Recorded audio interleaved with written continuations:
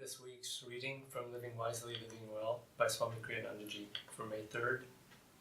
True happiness is not the fruit of years of painful struggle and anxiety. It is a long succession, rather, of little decisions, simply to be happy in the moment. As my guru said, the minutes are more important than the years. In fact, Yoganandaji very often said the minutes are more important than the years. He was talking about many things, all the little time wasters that we all have, television, internet, reading, idle talking, this kind of thing. And he was talking about how those minutes add up. But he was also talking about where our mind goes, minute by minute, even throughout the day. And I'll touch on some of this. Now, this reading gives us the advice on how to be happy, how to find true happiness. And what Swami Kriyanandaji says, the way he puts it, it's a long succession of little decisions simply to be happy in the moment.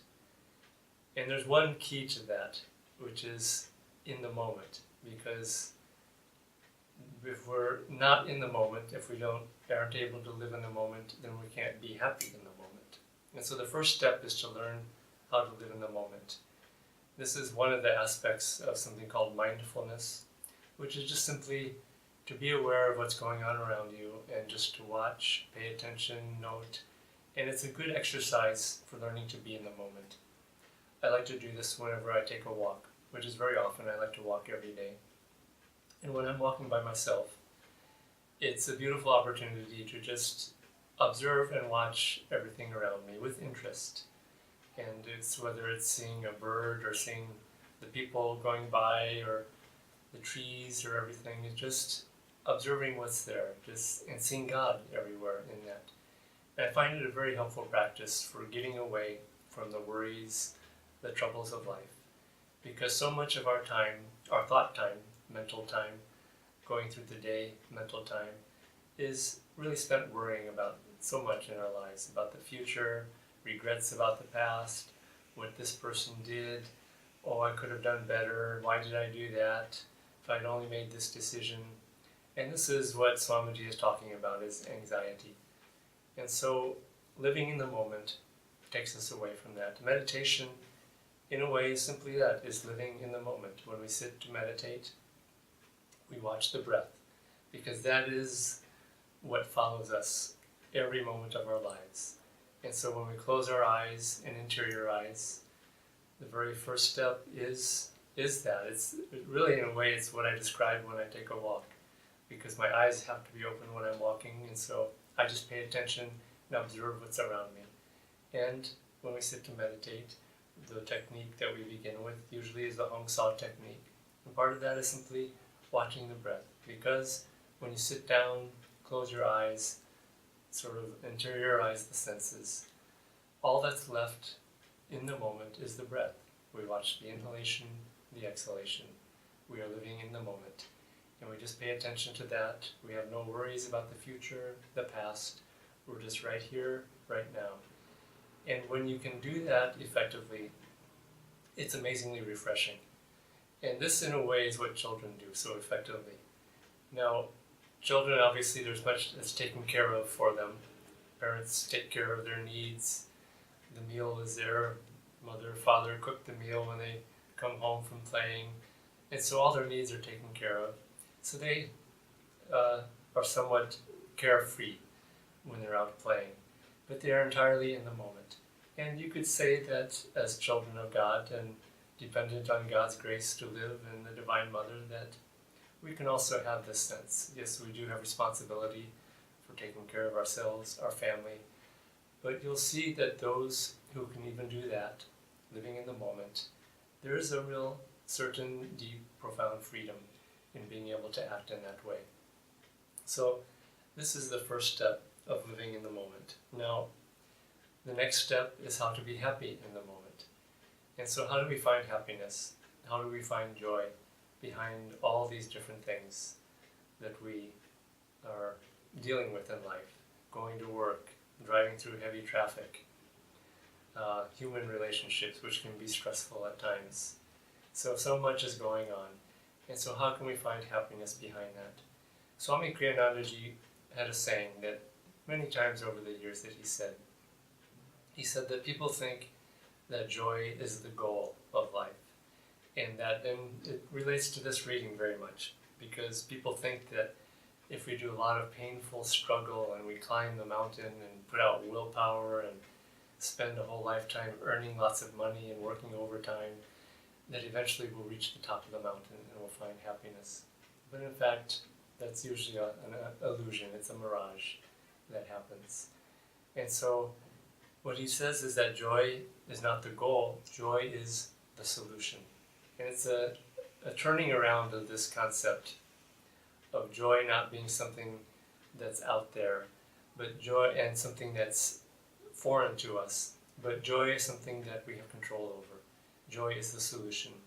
And so this means living with a sense of joy, living with a sense of freedom, learning how to do that. It's easy to say to someone, joy is the solution, it's not the goal. And let's say they're suffering from depression, it's almost insulting to say that to someone like that. But there's ways to work with that and ways how to learn to work with that. And just you'll find that one is to find humor in stressful situations. Understand that this life is a dream. Yoganandaji kept coming back again and again. He said, this life is a dream. Another time he said, he compared it to a movie, and the movie screen being the screen of light and shadow, a screen of duality. And he said this life is no more real than a movie, which is really an amazing statement. He wasn't saying that it was similar to a movie. He said it was no more real than a movie. So try to enjoy it in some sense and find the joy behind it. The way to do that, of course, is to meditate regularly. When we meditate, I think the greatest, perhaps, in a way, skill or dexterity in my life that I've developed from 40 years plus of meditation is that I've learned how to find joy inside. Because in fact, joy is always there. It's just that we haven't realized it. This is why Yoganandaji, in defining the spiritual path of self-realization, as he called it, he said that it's really just we need to improve our knowing of that joy, improve our memory, our discovery of it inside. It's already there. And so the greatest skill that I have found from meditation is that through meditating morning and evening for 40 years, when you interiorize, live in the moment, watch the breath, practice Kriya Yoga or other meditation practices, you start interiorizing, you really start learning how to find joy. And I have seen that, sometimes if you're not feeling it, it's just a matter of looking for it and trying and knowing how to find it. And for myself, very often it's a sense, a warm or pleasant sensation in the heart chakra or the heart center. And if I just look at it, tune into it, feel it, sort of fan the flames of it by paying attention to it, it gets stronger and stronger. And because of that practice and approaching meditation in that way many, many times over the years, I have found that during daily activities, it's also possible just to close my eyes, or not even close my eyes, even if I'm walking or engaged in some outward activity, to look and listen and feel it and find it, because it's something that I have practiced so much over the years.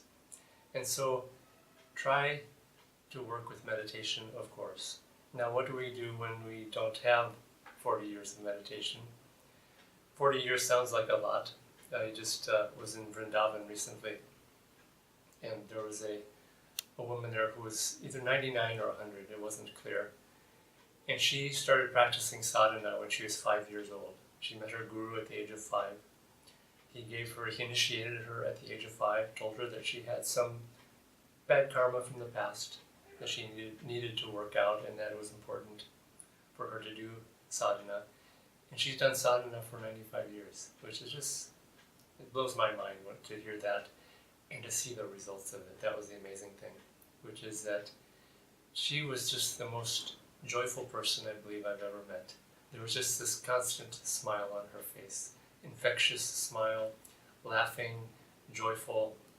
Even when I took a photograph of her, because I notice sometimes when you take photographs of people, in America people put on this big smile like they're a movie star when a photograph is being taken. It's just, I don't know, it's a cultural thing. In India, you ask people to take a photo, all of a sudden they get real serious. They stop smiling.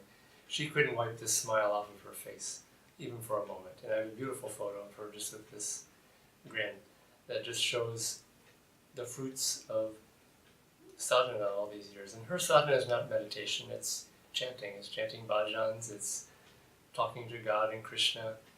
And this is a beautiful practice of how we can change the moment to moment, minute to minute, daily existence, which is trying to bring God into those minutes. Because again, minutes more important than the years. So how do we do this? Well, one of the ways is simply just to practice japa, repeating a mantra over and over again. Swami Kriyanandaji recommended Om Guru as a very good one. It's one I've practiced many times. He personally recommended it to me at one time. Practice japa as a way of just having this going on in the background of the mind all the time. Even when you're engaged in something that requires focus or concentration, you can still be mentally chanting Om Guru in the background. It has its own momentum after a time. And you'll find that then when your mind is not so required to focus on something, then you can put more attention to the chanting and the practice. And what it does is it becomes much more than chanting. It becomes something that some writers have called, in a very beautiful way, practicing the presence of God. And in my experience, practicing the presence of God in a way is a deepening and a further step of practicing mantra or japa, because sometimes japa can be too much in the mind. It's just the mind repeating something. But practicing the presence of God is working with feeling, and it's working with relating to the divine in some way. And I find that japa and mantra helps me to get to that point where, again, walking somewhere during the day, rather than having to repeat God's name, try to feel God's presence. And I'll use an analogy. If you were chanting japa or mantra to the Divine Mother, it's a way of invoking her presence. But what if suddenly the Divine Mother appeared before you and you were right in front of her? Would you keep chanting that japa, or would you just worship, adore, love, bow at her feet? I suspect you would stop the practice of the mental chanting very quickly and relate to her directly. And so this is a very good way to do it, which is just feel God's presence as you go about your daily activities. Share your thoughts with God, whatever way you worship God, as Krishna, as the Divine Mother, as the Guru. See God as your friend that you carry throughout the day, your best friend. Imagine your best friend is with you in everything that you do. And you just share your thoughts with them, even trivial ones. Because it's not like, God is not interested in our trivial thoughts. God just wants our attention, that's all. Our attention and, of course, our love. And if there is someone in your life who you love deeply, you share what's going on in your day, even just simple, trivial things. You'll share with them at the end of the day. And so this is a great way to practice of God, is just to feel the divine presence in your heart. And sometimes it can be even without words. It's just to feel that loving, joyful presence within you, which you'll find even in painful situations, extreme physical pain, suffering. If you look, you can find it behind all of that, the screen of duality, the ups and downs of life. It takes practice, but as I saw with this 100-year-old woman, that practice results in unconditional divine bliss that is just really overwhelming. And that really is the goal of life in the end, is to merge back into God. And the way we do it again is focusing more on the minutes. So practicing the presence of God. Another one is just to, during both the ups and the downs of life, both pleasure and pain, to give both to God, and not as a way of escaping pain, but just as a way of sharing with God again. And you'll find, as I have, that even during the truly extreme, even physical pain, if you tune into God deeply, pray, not in the sense of, please take this away from me, but just in the sense of, I'm yours. I'm yours, I've always been yours. You'll find that even if the pain doesn't go away, what happens is that the joy and the love that you feel in the divine presence is stronger than the pain. There's a story that Swami Kriyanandaji often told over the years. It's of a Sufi saint. Her name was Rabia, and she was on her deathbed, and 3 of her disciples came to see her. And Rabia was suffering greatly as she was getting ready to leave the body. And one of the disciples said, "He is no true lover of God, after all, who is not willing to suffer for God's sake." And Rabia said, "That smacks of egoism to me." And what she was saying is that there's a pride in being willing to suffer for God's sake, because in fact, as long as there's a sense of suffering, there's some ego, because suffering means I'm feeling bad and I'm miserable and this is affecting me. And then the second one tried to improve on the first one, and she said, "He is no true lover of God who is not happy to suffer for God's sake."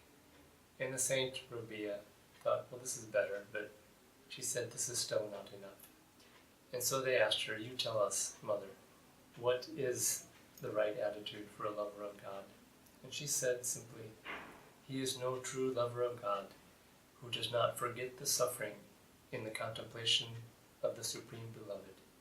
He is no true lover of God who does not forget the suffering in the contemplation of the Beloved." And what does this mean? On one hand, it can sound sort of like a condemnation of people who feel suffering, because then you're pointing the finger and saying you're no true lover of God because you're still feeling aware of your suffering. But really what she was saying, and who knows whether this was a translation thing, that it sounds like it's a condemning statement, but in fact she was pointing the way out of suffering, which is contemplation of the Beloved, which is meditation on God, contemplation on God. You will find that if you make this a daily, and not just a daily, hourly, minute-by-minute practice, then when the struggles come, when the pains come, God is not far away. God is very close, and more than very close. You already have been holding up a conversation with God. There's a friend of mine at Ananda Village in California, and her parents were Christian missionaries. And they had an assignment where they were in Japan, and they were at a conference. And there was a true saint at that conference, and his name was Frank Laubach.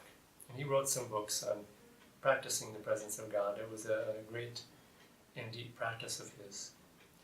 And they said it was so interesting watching him in the way that he behaved. His practice was to converse with God at all times, or try to. And it bore a lot of fruit in his life. But they said that he was asked to lead a prayer. I think it was before a meal or something like that. And there was a large crowd of other ministers, preachers. So it just shows the respect that people had for him, that he was the one chosen for that. And the parents of my friend who were present said what was so interesting was that he didn't compose himself, straighten out his shirt, straighten out his hair, bring up his hands, palms together, and get into a formal prayer. They said that he just started talking kind of off, I wouldn't say randomly, but it was a little strange because there was no start to this prayer that he did.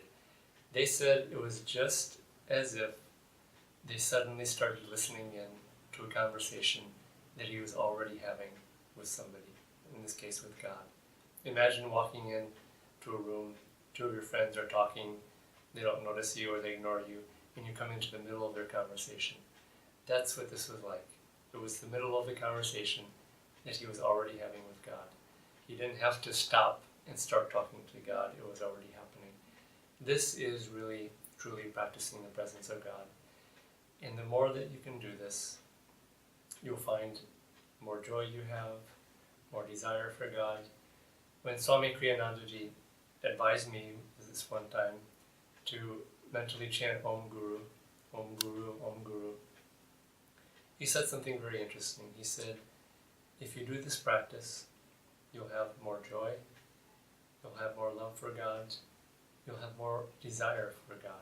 That was interesting to me, that last part. You'll have more desire for God. Because in the end, that intense desire for God is what gets us out of delusion. Until we, with a completely pure heart, with no self-motive, except to love God, to be one with God, to know God, and cry tears of yearning for God in that way, we are very close to divine freedom. It takes that intensity of yearning. Once we have that intensity of yearning, the divine experience is very, very close. It's not very far away in time or place. So work on developing that yearning also. And you, again, chanting a japa mantra like that develops that yearning. And so all thoughts of God, all mantra, chanting, bhajans, doing bhajans as you're walking, driving, in the train or the bus, again, that's another way of just beautifully singing to God and being with God in God's presence. However your own nature inclines you to do it. And you'll find that it just starts over the days and the weeks and the years. It starts to really awaken that yearning. And this is just a natural part of who and what we are. It's not foreign at all to who and what we are. I had a very strange experience some years ago where I was doing a lot of traveling, and it was a very difficult time in my life. Just a few months previously, my wife of 25 years had left the body, and I also was dealing with a very extreme physical chronic pain in the nerves of the face and the head that was just overwhelming at times. And I just finished a program in the middle part of the United States, and I was getting on the plane, and it was a very difficult travel. Some of these plane flights I had been recently on in the U.S., people were going to Las Vegas, and they were already getting drunk on the plane, and here I come from a Kriya initiation and coming into this environment. I was in a very sort of raw, sensitive state, and it was very difficult. And I was also feeling really a lot of this pain that causes nausea and just dizziness and all kinds of things. And that was the state I was in when I was getting on this long, long plane flight way into the morning. And so as I got on the plane, and just in this worldly vibration, I just prayed to Divine Mother. It was how I prayed to God. I said, I want to see you on this trip. These last flights have been so hard, and just people getting drunk and just this worldly energy. Somewhere on this trip, please, I want to see you in someone, somewhere.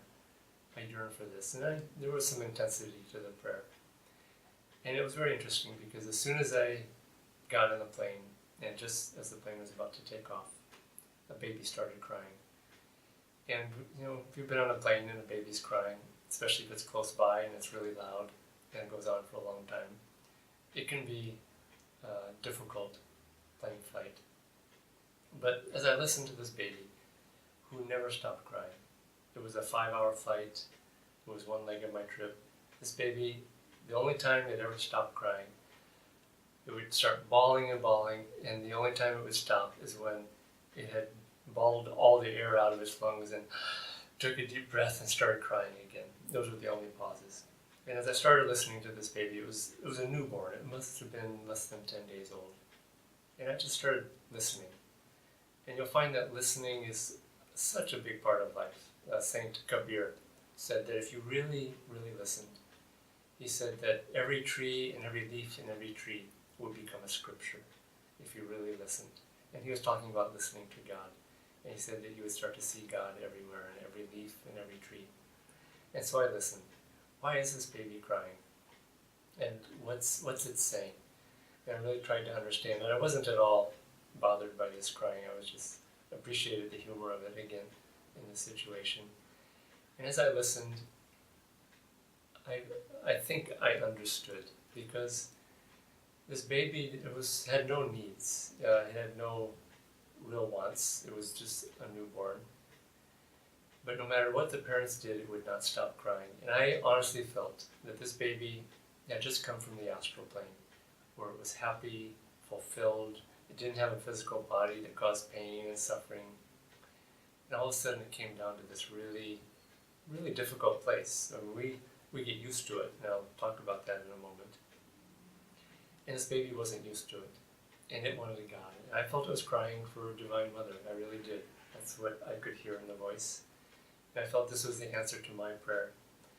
And I was tempted, more humorously, but I was tempted to go back just a couple rows to that baby, sit down next to it, and whisper in its ear, "Please don't ever stop crying. They're all going to try to make you stop crying. They're going to give you bright little shiny objects to play with. They're going to give you playthings and friends and distractions, and they're going to go ooh-ah and try to distract you from your suffering. When you get older, they're going to give you bigger objects and a car and career and all these things. And you're going to completely forget where you came from. You're going to completely forget who and what you really are." And this is what happens. It's simply we forget. All these distractions of the world come to us. People, things, bright shiny objects, whether it's a tiny little toy or whether it's a big bright shiny car. And it's just almost this whole system here is designed simply to make us forget. There's another story that's very interesting. One of our Ananda people heard this, and I don't know if this was Ananda parents or some other parents somewhere, but this mother had two children. One was about 2 years old, the other one was about 4. And she heard them in the other room having a conversation, and they were talking to each other. And she was very intrigued by their voices and the way they were talking. She thought this was significant, what they were talking about, and she heard them discussing. And the older one was saying to the younger one, he was saying, "I'm already forgetting what it was like. You just came from there. Tell me, what's it like up there? What's it really like?" And this confirms that we just forget. This baby I heard crying, that confirmed for me when I heard this story, this other story, that's all this baby was crying for. It was just yearning for its true home of divine freedom. And so when we practice japa, presence of God, finding happiness, the true way to finding happiness, it's really just remembering who and what we really are, what we always have been. We've just covered it up with delusion, with conditions, and the greatest conditions. We do it all the time. I'll be happy if I have this thing, if I have this person, if I have this much money, if I have this career. And our happiness is just always conditional as a result. And conditional happiness, even when it's fulfilled, that fulfillment gets old, stale very quickly, and we want something different, we want something more. And so, remember, it's as simple as that. Happiness is already there. It's just a matter of looking for it, practicing looking for it, by meditating regularly. You'll find that if you practice this and work at it, as they say, practice makes perfect. And this is perhaps the greatest practice that you can do, is to learn how to find that joy or remember that joy that really is who and what we really are. I'm going to close by reading something Yoganandaji said. The minutes are more important than the years. If you do not fill in the minutes of your life with thoughts of God, the years will slip by. But if you fill in the minutes of your life with the thoughts of God, you will find that the years of your life automatically will be saturated with the consciousness of God. And I think I can speak for many people who have been practicing these things for years or decades that this is true.